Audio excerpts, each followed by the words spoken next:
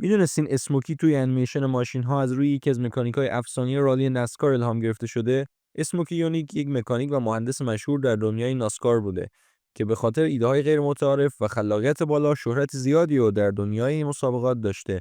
اسموکی یونیک در واقع مکانیک تیم هرب توماسی بوده که شخصیت هاتسون هورنت رو از روی اون الهام گرفتن.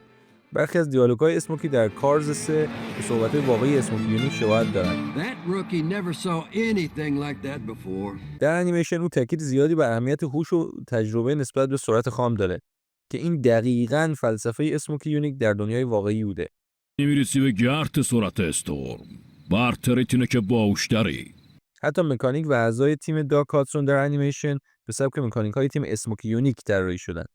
اما که از ترفندهای خلاقانه اسموکی برمیگرده به سال 1968، جایی که طبق قوانین باک خودروها به 22 گالون محدود شده بود.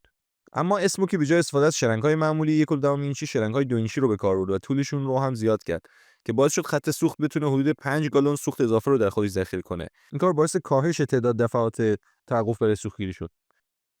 حتی خیلی‌ها معتقدن این حرکت اسموکی یه نوع تقلب بود. نظر شما چیه؟